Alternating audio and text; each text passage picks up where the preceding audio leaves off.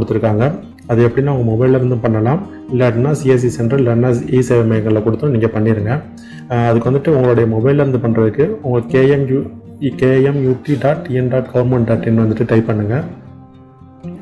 Type பண்ணிங்கன்னா அந்த மாதிரி மெயின் பேஜுக்கு வந்துடும். இதில் வந்துட்டு நமக்கு அந்த 3 பாயிண்ட் மாதிரி இருக்கும், அதை கிளிக் பண்ணுங்கள். கிளிக் பண்ணிட்டீங்கன்னா குறைதீர்வுன்னு சொல்லிட்டு ஒரு ஆப்ஷன் இருக்கும், அந்த ஆப்ஷனை கிளிக் பண்ணுங்கள்.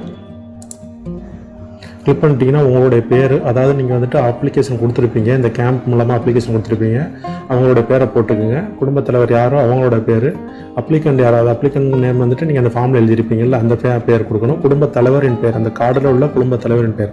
இப்போ வந்துட்டு நீங்கள் வந்துட்டு உங்கள் குடும்பத் தலைவர் வந்துட்டு ஒரு ஜென்ஸாக இருப்பாங்க, ஸோ அதனால வந்துட்டு அந்த ஜென்ஸோட பேர் இதில் போடணும். விண்ணப்பதாரர் பேர் அப்ளிகண்ட் வந்துட்டு நீங்கள் அதில் வந்து அவங்க மனைவியை வந்துட்டு அப்ளிகண்டாக போட்டிருப்பீங்க, ஸோ அந்த மனைவி பேர் இங்கே போட்டுருங்க.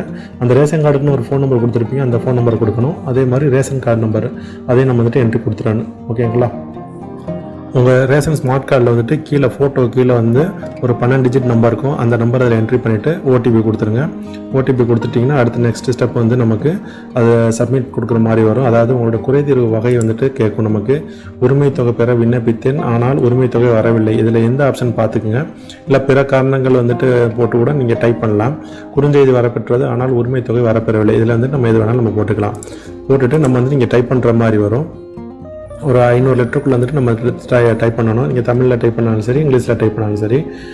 அடுத்து வந்துட்டு ஏதாவது உங்களுக்கு இப்போ வந்துட்டு இன்கம் டேக்ஸ் வந்துட்டு அதிகமாக நீங்கள் கட்டுறீங்க, ஏதாவது வந்துட்டு நீங்கள் ஆன்லைனில் போட்டு செக் பண்ணியிருப்பீங்க, அந்த மாதிரி வந்துருந்துச்சுன்னா உங்களுக்கு அதுக்கு உண்டான வந்துட்டு இன்கம் டேக்ஸ் வந்து கேன்சல் பண்ணிட்டோம் அப்படின்னு சொல்லிட்டு ஏதாவது பேப்பர் வச்சுருந்தா நீங்கள் வந்துட்டு அதை கொடுக்கலாம். இல்லை வேறு ஏதாவது உங்களுக்கு வந்து டாக்குமெண்ட் வச்சுருக்கீங்க, சப்போர்ட்டிங் டாக்குமெண்ட் வச்சுருக்கீங்கனாலும் அதோட அட்டாச் பண்ணிட்டு நீங்கள் சப்மிட் பண்ணிடுங்க. சப்மிட் பண்ணிட்டீங்கன்னா அவங்கள்ட்ட வந்துட்டு 1 மந்த்துக்குள்ளே வந்து மறுபடியும் வந்துட்டு ரீவெரிஃபிகேஷன் பார்த்துட்டு உங்களுக்கு வந்துட்டு மறுபடியும் விசாரிச்சுட்டு உங்களுக்கு நீங்கள் வந்துட்டு அதுக்கு தகுதியான ஆளாக இருந்துச்சுன்னா உங்களுக்கு வந்து அமௌண்ட்டு கிடைக்கும்.